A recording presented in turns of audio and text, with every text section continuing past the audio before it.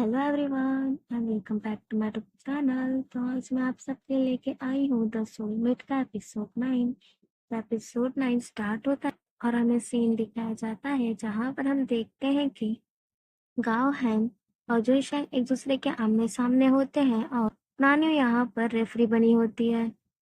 और जैसे ही वो लोग एक दूसरे का हाथ टच करते हैं तो गावहन को एक एनर्जी बूस्टर वाली फीलिंग होती है। वो अपनी एनर्जी जब चार्ज करता था तो उसकी एनर्जी इतनी जल्दी चार्ज नहीं होती थी, बट जैसे ही वो जिनशैंग को टच करता है उसकी एनर्जी बहुत जल्दी ही चार्ज होने लगती है। और उसे बहुत ज़्यादा ही मज़ा आ रहा था बिकॉज वो पहली बार ऐसा फील कर रहा था, इतना जल्दी एनर्जी चार्ज। और पहले तो वो सीरियस नहीं ले रहा था क्योंकि वो ये वाले फैक्ट से बहुत ज़्यादा अनजान था, बट उसे अभी भी पता चला था। और उसके बाद जो जुनशेंग है वो उसे बार-बार हराया जा रहा था, बट हुआ यूँ कि जब उसकी एनर्जी चार्ज हो गई गाँव हैन की, वो बोलते चलो फिर से हम लोग एक राउंड करते हैं। तो नानी खुश होकर उसे शाबाशी देती है और कहती है कि मैच टाई हो गया। तो फिर यहाँ पर जुनशेंग आप यहाँ नहीं रह सकते। आत्मसम्मान पे बात आ गई थी। वो कहते हैं फिर से और ऐसे करते-करते बहुत ज़्यादा राउंड्स हो जाते हैं, बट यहाँ पर गाँव हैन बहुत ज़्यादा खुश था बिकॉज़ इसी चक्कर में उसका जो बैटरी था वो फुली चार्ज हो गया था। उसके बाद जो जिनशेंग है वो हार जाता है। तो यहाँ पर जो गाँव है ना वो जिनशेंग का हाथ ही नहीं छोड़ रहा था और कहता है कि नहीं, जिनशेंग को इधर ही रहना है बिकॉज़ वो देखो कितने मुसीबत में है, हमें उनकी हेल्प करनी चाहिए। अब जिनशेंग एकदम शॉक हो जाता है बिकॉज़ जो गाँव है ना वो अचानक से उसके साइड कैसे हो गया। तो नानी भी तो शॉक थी, बट वो किसी तरह कह देती है ठीक है तुम यहाँ रह सकते हो।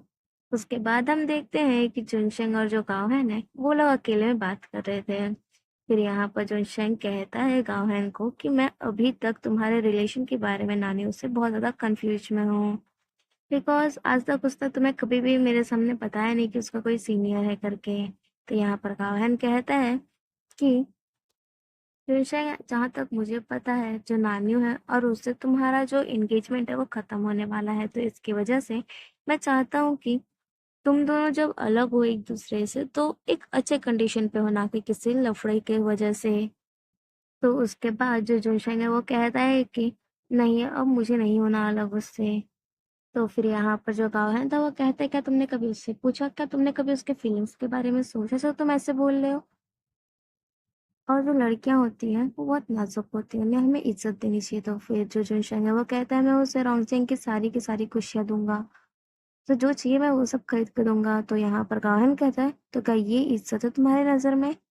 अब यहाँ पर दोनों लोग सिर्फ नानियों की बातें करते करते सो जाते हैं। जो गाँव है ना वो सो जाता है, बट यहाँ पे जुनशेंग को नींद नहीं आ रही थी बिकॉज वो एक नाइट का सीन याद करता है जहाँ पर वो एक वॉर से आया था और उसके जो डैड थे यानी कि जो ग्रैंड मार्शल थे वो कहते कि मैं तुम्हें बहुत खुश हूँ, इसकी वजह से मैं तुम्हें रिवॉर्ड के तौर पे एक शादी गिफ्ट करना चाहता हूँ।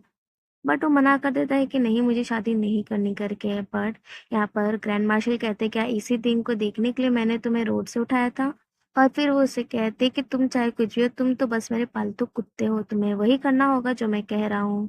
तो इसकी वजह से जुनशेंग गुस्से में आ जाता है और वो कहता है कि बचपन से लेके आज तक मैंने हर एक बात मानी और बहुत कुछ दिया है आपको, मेरी जान बचाने के लिए धन्यवाद। और ये याद रखना कि जो रॉन्चेंग है वो अब से सिर्फ अकेला आपका नहीं है। अब ये सारी बातें उसे अंदर ही अंदर खाई जा रही थी, इसकी वजह से वो खुद को शांत करने के लिए पुशअप करने चला जाता है।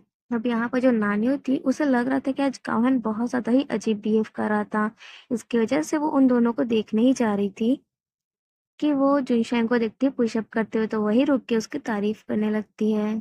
तब तक वहां पर गावहन भी आ जाता है और वो भी छुप के देख रहा था जुनशैन को। उसके बाद वो कहता है मेरे पास भी है एंड बॉडी, ये ज़्यादा कुछ नहीं जुनशेंग, थोड़ा ज़्यादा ही अच्छा है और कुछ नहीं। हमारे बीच बस छोटा-सा डिफरेंस है, जिसे सुन के नानियों कहते छोटा-सा डिफरेंस? रियली? फिर यहाँ पर गाहन उसे अपनी बॉडी दिखा रहा था, बट जो नानी थी वो अपना दिखाने लगती है। एक स्वीट सा मोमेंट दिखाया जाता है उनका। उसके बाद जुनशेंग को देख के दोनों शॉक और कहते हैं गुड आफ्टरनून। तो फिर वो भी कहता है अच्छा गुड आफ्टरनून। और फिर यहाँ पर हम कमांडर साओ को देखते हैं जो आए होते हैं ग्रैंड मार्शल के मेंशन में बिकॉज उन्हें ब्लड जेट ढूंढना था। और वो कह रहे होते हैं कि तुम गए तो गए, एटलीस्ट हमें पता बता के गए होते कि वो स्टोन कहाँ पर है, तो मुझे इतनी मेहनत नहीं करनी पड़ती।